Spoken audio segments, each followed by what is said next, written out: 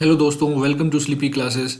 Sleepy classes में हम एक न्यू टॉपिक डिस्कस करने जा रहे हैं इंडियन पॉलिटी का, जो कि है historical background of Indian constitution, जिसमें कि कुछ हम लोग रेगुलेशंस और एक्ट्स को डिस्कस करेंगे, जो कि बताएगा कि हमारा हिस्टोरिकल बैकग्राउंड कैसा रहा है, कॉन्स्टिट्यूशनल डेवलपमेंट कैसा रहा है। इसमें से भी काफ़ी क्वेश्चन देखे गए हैं, सो हम लोग इसको थोड़ा डिटेल में डिस्कस करेंगे। तो चलिए आज हम डिस्कस करते हैं।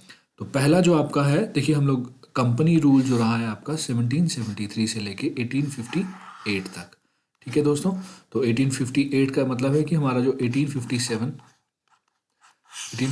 का जो रिवोल्ट हुआ है, उसके बाद क्राउन की तरफ शिफ्ट हो गया था। जो हमारा क्राउन ने टेक ओवर कर लिया था, विच मीन्स कि जो ब्रिटिश क्राउन है उसने ईस्ट इंडिया कंपनी के जो रूल्स हैं वो ख़त्म कर लिए थे। फिर क्राउन रूल आ गया था इंडिया में। ठीक है। तो देखिए रेगुलेटिंग एक्ट्स जो है 1773 का ये फर्स्ट एक्ट था, जो कि गवर्नमेंट की तरफ से एक फॉर्मल रेगुलेशन की गई थी इंडिया की थ्रू ईस्ट इंडिया कंपनी। ठीक है। इसमें क्या क्या चीज़ें आई थी? It designated the governor general of Bengal as governor general of Bengal. ठीक है। तो इसमें डेजिग्नेशन चेंज कर दी गई थी and created an executive council of 4 members. ठीक है। तो जो हमारे गवर्नर जनरल्स थे, पहले डिफरेंट डिफरेंट जगह पे अलग अलग, जैसे बॉम्बे अलग था, मद्रास चेन्नई को जिसको बोलते थे, और आपका वेस्ट बंगाल यहाँ पे अलग थी, कलकत्ता वाला एरिया। तो ये 3 प्रेसिडेंसीज थी अलग अलग से। ठीक है। तो इनके अलग अलग जो नेम थे, वो गवर्नर ऑफ बंगाल अलग थे, ये गवर्नर आपके मद्रास के अलग थे, बॉम्बे के अलग थे। तो इनका नाम अब एक चेंज कर दिया गया, उसको बोल दिया गया, जो गवर्नर ऑफ बंगाल था उनको गवर्नर जनरल ऑफ बंगाल बोल दिया गया। किस एक्ट के थ्रू? 1773 के एक्ट के थ्रू। और इनको असिस्ट करने के लिए, जो गवर्नर जनरल ऑफ बंगाल थे, इसको असिस्ट करने के लिए 4 मेंबर्स एडिशनल मेंबर की एक काउंसिल बनाई गई, जिसको हम लोग बोलते थे executive council of the 4 members. ठीक है। To assist him. और पहले ऐसे जो गवर्नर जनरल थे वो कौन थे? वारन हेस्टिंग। ठीक है। तो चलिए ये देखते हैं नेक्स्ट। अब जो आपकी बॉम्बे और मद्रास प्रेसिडेंसी थी, इनको सबॉर्डिनेट बना दिया गया। ठीक है। जो मैंने बात किया कि दो और थी इसके अलावा, इनको सबॉर्डिनेट बना दिया गया। किसके सबॉर्डिनेट? आपकी वेस्ट बंगाल प्रेसिडेंसी के अंडर। सुप्रीम कोर्ट की स्थापना की गई 1774 में, 1 चीफ जस्टिस विद 3 अदर जजेस। ठीक है। तो नेक्स्ट आपका जो है, देखिए सर्वेंट्स ऑफ, जो आपके सर्वेंट्स, ईस्ट इंडिया कंपनी के जो सर्वेंट्स थे, उनको प्रोहिबिट किया गया। प्रोहिबिट किससे किया गया? Engagement in any private trade. ठीक है। अब देखिए आप बोलेंगे कि ये इस तरह का स्टेप जो है गवर्नमेंट को क्यों लेना पड़ा। अब मैं आपको इसका थोड़ा सा और बैकग्राउंड बताता हूँ कि गवर्नमेंट, जो ब्रिटिश गवर्नमेंट है, उसको ये रेगुलेशन लेके आना क्यों पड़ा। ईस्ट इंडिया कंपनी आपको पता है, east India company exclusively India के साथ डील करती थी, इंडिया में ट्रेड करती थी। ट्रेड राइट्स जो दिए थे, ब्रिटिश कॉलोनी थी इंडिया, तो trade rights east India company के पास थे।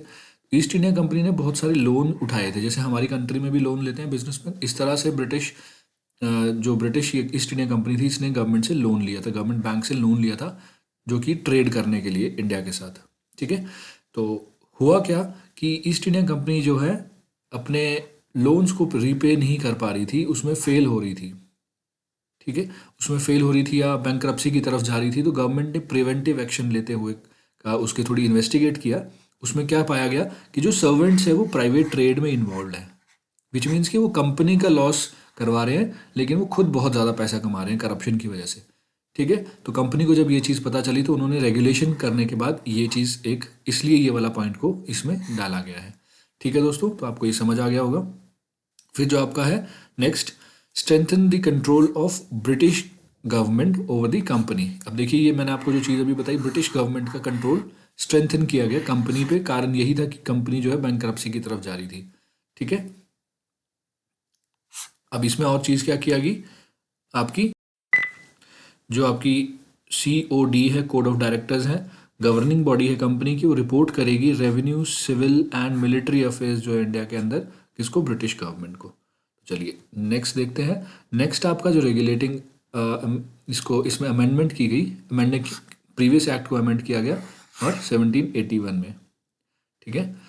और इसमें जो सबसे पहले चीज़ की गई, वो गवर्नर जनरल जो थे and the council from the jurisdiction of the supreme court. देखिए इसमें क्या चीज़ की गई, सबसे पहले जो गवर्नर जनरल की काउंसिल थी उसको ज्यूरिस्डिक्शन से बाहर कर दिया गया। किसकी ज्यूरिस्डिक्शन से? सुप्रीम कोर्ट की ज्यूरिस्डिक्शन से बाहर कर दिया गया गवर्नर जनरल को और गवर्नर जनरल की काउंसिल को, उनकी जो ऑफिशियल कैपेसिटी में वो जो काम करते थे, and servants of the company को भी बाहर कर दिया गया ज्यूरिस्डिक्शन से सुप्रीम कोर्ट की। फिर दूसरा जो चीज़ें एक्सक्लूड की गई वो रेवेन्यू मैटर्स थे, कलेक्शन ऑफ रेवेन्यू थे, इसको भी ज्यूरिस्डिक्शन से बाहर कर दिया गया सुप्रीम कोर्ट की। नेक्स्ट बात करते हैं हम लोग, supreme court was to have jurisdiction over all inhabitants of Calcutta. ये जो कलकत्ता में रहने वाले लोग थे उन पे सभी पे लागू होती थी। और personal law of the defendants, ये देखिए हिंदू मैरिज एक्ट या मुस्लिम मैरिज एक्ट इससे रिलेटेड डील करते थे हमारे सुप्रीम कोर्ट में। और फर्दर जो बात की गई है, अपील जो हमारी थी प्रोविंशियल काउंसिल से जो अपील जाती थी वो सुप्रीम कोर्ट में नहीं ना जाके, सुप्रीम कोर्ट में अपील नहीं होती थी, वो कहाँ जाती थी? Governor general in council. ठीक है। एंड नेक्स्ट जो बात की गई है, तो गवर्नर जनरल क्या करते थे, और ये प्रोविंशियल जो कोर्ट्स थे एंड काउंसिल्स थी उनके लिए थोड़ा सा रूल्स एंड रेगुलेशंस भी फ्रेम करते थे। नेक्स्ट एक बहुत इंपॉर्टेंट एक्ट है, ये आया था आपका 1784 में, इसको पिट्स इंडिया एक्ट बोलते हैं। ठीक है। और फर्स्ट टाइम जो डिस्टिंक्शन की गई थी commercial and political functions of the company में, ये इस एक्ट के थ्रू की गई थी। तो इसमें court of director COD and board of control BOC। अब देखिए COD ने क्या किया, manage the commercial affairs. COD ने क्या किया आपका, कोड ने किया मैनेज आपके कमर्शियल अफेयर्स। आप CC से याद रखिए इसको, अगर कंफ्यूजन होता है तो C से कमर्स एंड C से स्टार्ट होता है COD, तो कमर्शियल अफेयर्स को। ठीक है। और फिर आपका जो नेक्स्ट जो है, बोर्ड ऑफ कंट्रोल ने क्या किया, मैनेज दी पॉलिटिकल अफेयर्स, जो यहाँ पे अलग से इंडिया में क्योंकि गवर्नमेंट काफ़ी इन्वॉल्व करी थी, जो ईस्ट इंडिया कंपनी थी वो काफ़ी ज़्यादा इन्वॉल्व हो गई थी। ठीक है। तो एस्टेब्लिश किया ड्यूअल गवर्नमेंट का सिस्टम जो है इंडिया में एस्टेब्लिश किया। इस पे क्वेश्चन बहुत बार पूछा गया है पिट्स इंडिया एक्ट से, तो इसको आप प्लीज़ याद कर लीजिए। ठीक है। नेक्स्ट जो था, एम्पावर्ड द BOC टू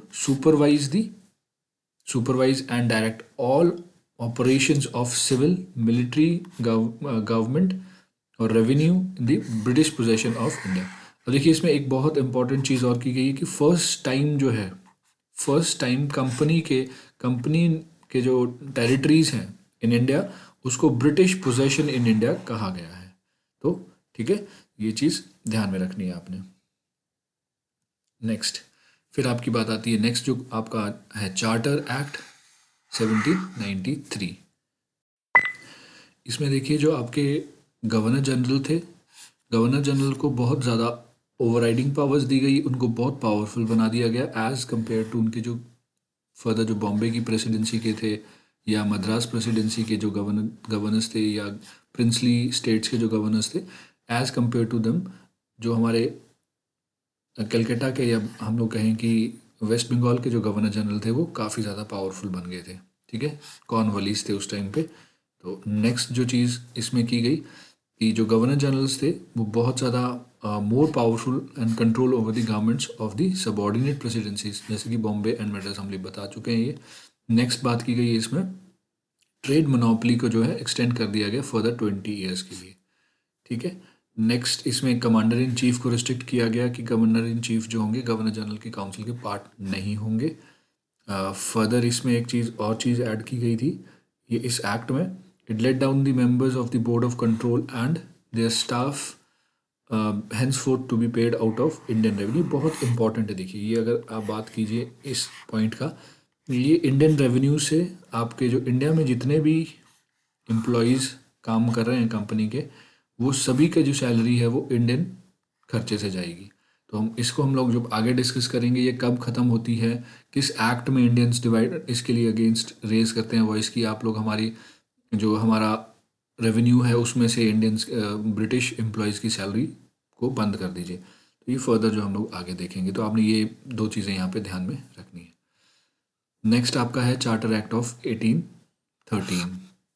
देखिए इसने ट्रेड मोनोपोली जो ईस्ट इंडिया कंपनी को मिली थी वो ख़त्म कर दी, किसके साथ? कंपनी इन इंडिया। ठीक है। लेकिन ट्रेड मोनोपोली मेंटेन रही किसके साथ? चाय के व्यापार में चाय के व्यापार में चाइना के साथ।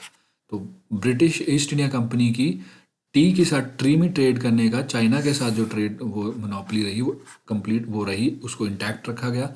लेकिन जो ट्रेड मोनोपोली विद इंडिया थी या इन इंडिया थी वो ख़त्म कर दी, विच मीन्स कि ब्रिटिश के अलावा, ईस्ट इंडिया कंपनी के अलावा और जो कंपनीज भी है वो भी इंडिया में व्यापार कर सकती थी इस 1813 के बाद से जो एक्ट आया था। ठीक है। और जो it assisted that the sovereignty of the British crown over the companies territories in India. ठीक है। तो अब जो है ब्रिटिश बेसिकली क्या है कि गवर्नमेंट का कंट्रोल बहुत ज़्यादा होता जा रहा है ईस्ट इंडिया कंपनी पे। ठीक है। और फर्दर दूसरी कंपनीज को भी इंडिया में एंटर करने की परमिशन मिल गई है क्योंकि मोनोपोली ख़त्म कर दी गई है। इसका कारण क्या है? क्योंकि जो ईस्ट इंडिया कंपनी है वो अपने लोन्स को रीपे नहीं कर पा रही है, इसलिए अदर कंपनीज को भी है एंट्री दे दी गई है। फिर क्रिश्चियन मिशनरीज भी साथ साथ आने लग गए जो कि इंडिया में अपने जो बेसिकली क्रिश्चियन जो मिशनरीज थे, इनका काम क्या था? इनका काम था कि अपने धर्म की आगे प्रोपोगेट करना, उसको बढ़ाना, क्रिश्चियंस को कन्वर्ट करना, हिंदूज़ को या जो भी यहाँ पे इनहेबिटेंट्स हैं उनको कन्वर्ट करके क्रिश्चियनिटी की तरफ अट्रैक्ट करना। तो ये सब चीज़ें भी 1830 जो आपका चार्टर एक्ट था इसके थ्रू हुई है। तो नेक्स्ट जो बात की गई है इसमें सेपरेशन ऑफ, इसमें इसमें स्प्रेड ऑफ वेस्टर्न एजुकेशन की बात की। एक बहुत इंपॉर्टेंट चीज़ इस एक्ट में की गई थी कि फर्स्ट टाइम जो ब्रिटिश गवर्नमेंट या ईस्ट इंडिया कंपनी के थ्रू 1 लाख रुपीज़ जो है एजुकेशन के लिए अलग से बजट में रखा गया था। ठीक है। तो स्प्रेड ऑफ वेस्टर्न एजुकेशन भी हुई थी, ये भी बहुत इंपॉर्टेंट है, इस चीज़ को भी आपने ध्यान, इसमें काफ़ी बार क्वेश्चन पूछा गया है। ठीक है। तो नेक्स्ट जो बात की गई है, it authorises the local governments किसके लिए? टैक्स कलेक्शन के लिए। ठीक है। और अगर नहीं कोई टैक्स कलेक्ट करता है तो उसको पनिश भी करना है। अगर मान लीजिए कोई डिफ़ॉल्ट होता है टैक्स पेमेंट में तो उसको पनिशमेंट करने की पावर्स भी इस इस चार्टर एक्ट में दी गई थी। तो देखिए आज के कंपैरिजन में तो ये बहुत ज़्यादा स्ट्रॉन्ग है क्योंकि अभी हमारी जो लोकल गवर्नमेंट्स हैं वो एज़ कम्पेयर टू जो है सेंटर और स्टेट के फंड्स पे ही रिलाई होती है। हालांकि टैक्स कलेक्शन की पावर्स हैं लेकिन बहुत सारी स्टेट्स में, क्योंकि वो ऑप्शनल है, एक्ट में कुछ चीज़ें कंपलसरी थी, कुछ ऑप्शनल थी। जैसे एस्टेब्लिशमेंट करना कंपलसरी था, अब टैक्स कलेक्ट करना की पावर देना ऑप्शनल था। कुछ ऑप्शनल प्रोविजंस हैं, कुछ कंपलसरी प्रोविजंस हैं। तो ये स्टेट में जो है बहुत अलग अलग तरीके से इस हमारा जो लोकल गवर्नमेंट का जो एक्ट है वो पंचायती राज से रिलेटेड अलग अलग तरीके से लोगों ने इम्प्लीमेंट किया है हमारी डिफरेंट स्टेट्स में। तो काफ़ी स्ट्रक्चर बहुत ज़्यादा अच्छा नहीं है, मतलब हम देख सकते हैं इस चीज़ को। तो नेक्स्ट आपका 1833 का चार्टर एक्ट ऑफ 1833, ये इसलिए इम्पोर्टेंट है कि गवर्नर जनरल ऑफ बंगाल, अब तक जो गवर्नर जनरल ऑफ बंगाल थे उनको first time governor general of India का दर्जा दिया गया। तो गवर्नर जनरल ऑफ इंडिया जो है फर्स्ट टाइम बने और उनको पावर दी गई, exclusive power, civil and military powers दी गई। ठीक है, टू हैंडल दोज पावर्स। और फॉर द फर्स्ट टाइम जो गवर्नमेंट ऑफ इंडिया है having authority over entire territory of the possession by the British in India. ठीक है। तो उसकी पूरी टेरिटरी जो इंडिया की जो भी अंग्रेज़ों के अधीन थी या ब्रिटिश के कंट्रोल में थी उसके लिए उनको रिस्पॉन्सिबल ठहराया गया। उनकी जो उससे रिलेटेड जो भी अफेयर्स है, चाहे मिलिट्री है चाहे सिविल है, he was the soul authority. ठीक है। और William Bentinck was the first governor general of India. तो ये फर्स्ट गवर्नर जनरल जो लॉर्ड विलियम बेंटिक थे, ये first governor general of India के रहे। नेक्स्ट बात करते हैं कि प्रेसिडेंसी, जो बॉम्बे की प्रेसिडेंसी थी और मद्रास की जो प्रेसिडेंसी जिसको आज चेन्नई बोलते हैं हम लोग, इसकी प्रेसिडेंसीज की लेजिस्लेटिव पावर थी वो ख़त्म हो गई और किसके पास चली गई? वो वेस्ट बंगाल के जो गवर्नर जनरल थे, गवर्नर जनरल ऑफ इंडिया, जो बंगाल के गवर्नर जनरल जिनको बोलते हैं हम लोग, या बंगाल के जो गवर्नर जनरल थे उनके पास चली गई। तो इट मीन्स कि सेंट्रलाइजेशन का लास्ट स्टेप था। अभी तक अगर हम लोग आप थोड़ा सा एनालाइज करोगे, रेगुलेटिंग एक्ट ऑफ 1773 ये क्या कर रहा है? इट इज़ अ सेंट्रलाइजेशन, ये सेंट्रलाइज कर रहा है डिफरेंट सेंट्रलाइजेशन, इसकी सेंट्रलाइजिंग टेंडेंसी है। ठीक है। जो स्कैटर्ड पावर थी उसको सेंट्रलाइज कर रहा है, जैसे कि अब बॉम्बे की लेजिस्लेटिव पावर्स को भी ले लिया। तो फाइनल स्टेप था जो आपकी सबॉर्डिनेट जो हमारी प्रेसिडेंसीज थी उनकी पावर्स को ख़त्म कर दिया गया। और जो गवर्नर जनरल ऑफ इंडिया थे इनको एक्सक्लूसिव लेजिस्लेटिव पावर दे दी गई इन दी मैटर्स ऑफ, पूरे इंडिया के लिए वो कानून बना सकते थे। ठीक है। और इससे पहले जो हमारे इससे इस 1833 के जो एक्ट से पहले, या चार्टर एक्ट जिसको बोलते थे, इससे पहले हम रेगुलेशन जिनको बोला करते थे, लेकिन इसके बाद जो है सारे के सारे जो है एक्ट्स बनाए गए। ठीक है, तो चलिए नेक्स्ट देखते हैं। देखिए फर्दर जो एक्ट आया था, इसने एक तो ended the activity of east India company. Commercial body ख़त्म हो गई थी, ये कमर्शियल बॉडी रही नहीं थी अब तक। ठीक है, क्योंकि इसकी पावर्स जो है बिल्कुल डाइल्यूट हो गई थी, क्योंकि एक्स्ट्रा एंट्रेंट्स भी आ गए थे, तो कमर्शियल इसकी एक्टिविटी बिल्कुल ख़त्म हो गई थी। और अब ये चीज़ कहा कि कंपनी जो जितनी भी इंडिया में टेरिटरी कर ने ऑक्यूपाई किया हुआ है, वो इन the name of his majesty ले रही है। मतलब कि जो ब्रिटिश क्राउन है उनके नाम पे वो होल्ड कर रही है, उनकी रिस्पॉन्सिबिलिटी उनके in the name of his majesty वो रख रही है। ठीक है, next charter act of 1833 attempted to introduce system of open competitive competition for the selection of civil servants. तो इसमें इंडियंस के लिए भी जो है, इंडियंस के लिए भी रिकमेंड किया गया था कि जो इंडियंस जो हैं सिविल सर्विसेज में अब एंटर कर सकते हैं थ्रू कॉम्पिटिटिव एग्ज़ाम। ठीक है, तो ये एक बहुत अच्छी बात की थी। Next charter act of 1853। इस एक्ट में एक बहुत इम्पोर्टेंट चेंज कर दिया गया। जैसे कि हमें पता है कि 1773 के जो रेगुलेशन थे उसमें गवर्नर जनरल जो हमारे थे उनके लिए 4 मेंबर्स एग्जीक्यूटिव काउंसिल थी। वो कौन सी थी? वो एग्जीक्यूटिव काउंसिल थी। ठीक है, अब इसी सेटअप में जो हमारे गवर्नर जनरल ऑफ इंडिया है उनके लिए एक न्यू चेंज कर दिया गया है, एक अलग से लेजिस्लेटिव काउंसिल। लेजिस्लेटिव काउंसिल एक बहुत लेजिस्लेटिव बॉडी है। ये असिस्ट करेंगे किसको? लॉ मेकिंग में, गवर्नर जनरल ऑफ इंडिया की लॉ मेकिंग में। अब देखिए ये दो फंक्शंस जो है सेपरेट कर दिए गए, लॉ मेकिंग अलग कर दिया गया और एग्जीक्यूटिव बॉडी को अलग कर दिया गया। लेजिस्लेटिव फंक्शन और एग्जीक्यूटिव फंक्शन को फर्स्ट टाइम सेपरेट कर दिया गया। ठीक है, तो अब जो है फर्स्ट टाइम 6 न्यू मेंबर्स को इंट्रोड्यूस कर दिया गया, लेजिस्लेटिव काउंसिल बनाई गई और ये 6 मेंबर्स की बॉडी थी जो कि लॉ मेकिंग में प्रोसेस हेल्प करेगी गवर्नर जनरल ऑफ इंडिया की। और इसको लेजिस्लेटिव काउंसिल कहा गया और इसको it acted as a mini parliament. ये मिनी पार्लियामेंट की तरह एक्ट करती थी उस टाइम पे। ठीक है, क्योंकि हम लोग देख रहे हैं कि सारी लॉ मेकिंग का जो प्रोसेस है वो सेंट्रलाइज कर दिया गया है। ऑब्वियस सी बात है कि इतनी बड़ी टेरिटरी पे अगर लॉ बनाएंगे गवर्नर जनरल ऑफ इंडिया तो उनको एडिशनल मेंबर्स की ज़रूरत है और फंक्शंस बहुत ज़्यादा है, अफेयर्स बहुत ज़्यादा है। तो इसलिए एग्जीक्यूटिव फंक्शन को और लेजिस्लेटिव फंक्शन को डिफरेंट कर दिया गया। आपको लॉ को एवोल्यूशन को देखिए, 1773 से एवोल्यूशन को देखते जाइए। सेंट्रलाइजिंग आप अगर ये चीज़ भी याद रखेंगे तो आपको पता चल जाएगा स्टेप बाय स्टेप क्या चीज़ हो रही है अभी। ठीक है, तो नेक्स्ट अब देखते हैं हम लोग फर्दर इसमें और चीज़ क्या चेंज की गई। It introduced open civil services कर दिया इंडियंस के लिए। देखिए पहले भी प्रीवियस एक्ट में भी ये रिकमेंड किया गया था, बट इस टाइम ये ओपन कर दिया गया इंडियंस के लिए भी। ठीक है, तो ये बहुत अच्छी बात हुई है। कंपटीशन, ये एक मैकॉले कमेटी आई थी, इनके रिकमेंडेशंस पे 1854 में इंडिया में एग्ज़ाम कंडक्ट कराया गया था।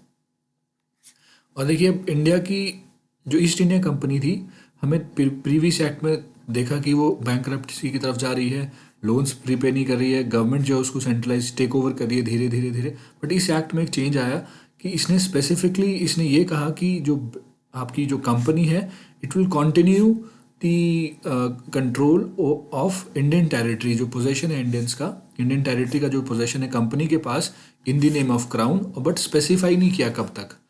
ऐसा देखते हुए लग रहा था कि बहुत जल्दी ख़त्म हो जाएगा, लेकिन ऐसा इसमें इस एक्ट में कुछ नहीं कहा गया।